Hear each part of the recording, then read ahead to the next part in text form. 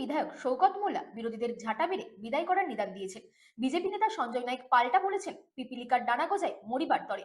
শাসক দলের বর্তমান সেই অবস্থাই হয়েছে। 2026 বিধানসভা নির্বাচনে বাংলার মানুষ তৃণমূল কংগ্রেসকে বিদায় করবে।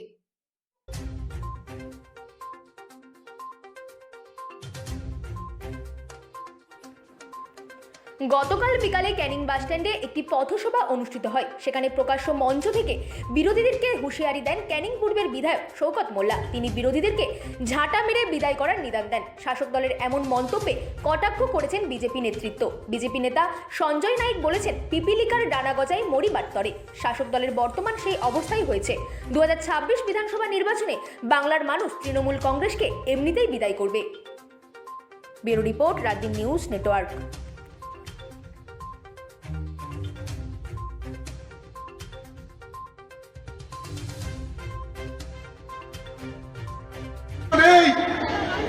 তারা গোটা বাংলা হিন্দু মুসলমানের দাঙ্গা বাঁধাতে চাইছে।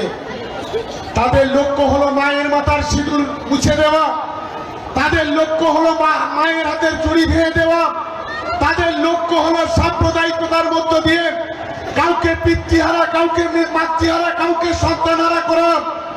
এই ধরনের একটা নোংরা খেলা আজ এই বাংলার মাটিতে বিজেপি সহ যে বিরোধী দলগুলি আছে তারা করতে চাইছে। আমি মনে করি বাংলার মাটিতে মায়েদের বোনেদের যে উচ্ছ্বাস, যে উন্মাদনা মমতা বন্দ্যোপাধ্যায়ের নেতৃত্বে আগামী দিনে 250টা সিটে তৃণমূল কংগ্রেস জিতবে, আটকাবার ক্ষমতা কারণ নেই। আমার বাবুদের একটা কথা বলি, মমতা বন্দ্যোপাধ্যায় যে বাজেট পেশ করেছেন, একটা বাড়িতে যদি 4 জন থাকে, আমি বেশি জন ধরছি না, আমার একটা বোন যদি থাকে সে লক্ষ্মীর ভান্ডারে পাবে 1,500। একজন যুবক যদি থাকে যার বয়স 21 থেকে 40 সে পাবে মাসে 1,500। একজন বৃদ্ধ বাবা সে যদি থাকে সে পাবে 1,500। একজন বৃদ্ধ মা সে যদি থাকে সে পাবে 1,500। কোন কৃষকের যদি জমি না থাকে সে পাবে 1,500। বিনা পয়সায় রেশন, 5 লক্ষ টাকার স্বাস্থ্য সাথী, ছেলে মেয়েদের বিনা পয়সায় পড়াশোনা। আজকে নজির সৃষ্টি করলেন আমাদের প্রিয় মুখ্যমন্ত্রী মমতা বন্দ্যোপাধ্যায় আর আমাদের সেনাপতি অভিষেক বন্দ্যোপাধ্যায়। তাই তাদের জন্য আরেকটা করতালি দেওয়ার জন্য অনুরোধ করব। 18 বছর বয়স হলে একটা মেয়ে, কন্যাশ্রীতে 25,000, উপস্থিতে 25,000।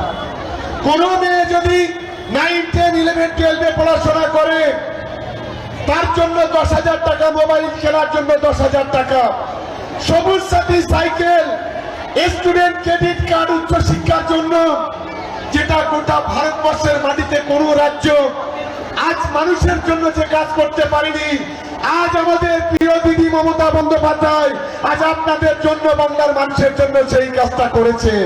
আমরা গর্ববোধ করি। মাথার উপর ছাদ, বাংলার বাড়ি, মমতা বন্দ্যোপাধ্যায় প্রায় 20 লক্ষ মানুষের বাড়ি, আর আগে দেশে 12 লক্ষ বাড়ি, মোট 32 লক্ষ মানুষের 1,20,000 টাকা করে দিয়েছে। তার নাম হচ্ছে মমতা বন্দ্যোপাধ্যায়। আমি আস্তে আস্তে শুনছিলাম বিজেপির একটা পান্ডা আছে দিলীপ ঘোষ, একটা বড় গুন্ডা বলে আমি মনে করি তার ভাষা। সেই দিলীপ ঘোষ নাকি ঘোষণায় গিয়েছিল, তার নাকি স্টেজটা ভেঙেছে, সাংবাদিকরা আমাকে বলছিল। আমি বলছি সবে তো শুরু, সবে স্টেজ ভাঙছে। আগামী দিনে বাংলার মানুষ গণতান্ত্রিক ভাবে ওদের মেরুদণ্ডটা ভেঙে দেবে গোটা বাংলার মাটিতে।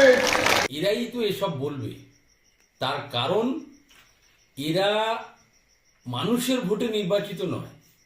এরা নির্বাচন মানে ভোট লুট, খুন, সন্ত্রাস, রক্তপাত, বিরোধীকে, যত বিরোধী দল আছে তারা যাতে ভোট না দিতে পারে তার সব রকম ব্যবস্থা।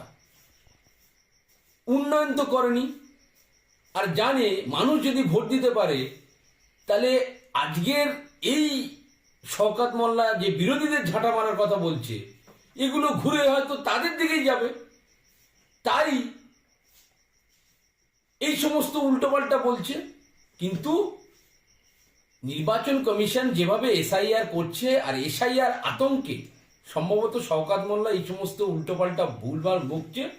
তবে আমাদের বক্তব্য 2026-এ এদের বিসর্জন নিশ্চিত হয়ে যাবে বুঝেই এসব বলছে। আর সবাই জানে যে পিপিলিকার ডানা ওঠে মরিবার তরে, এদেরই হয়তো 2026-এর পরে সেটাই হবে। সঞ্জয় কুমার নায়েক, রাজ্য এসসি মোর্চা পদাধিকারী।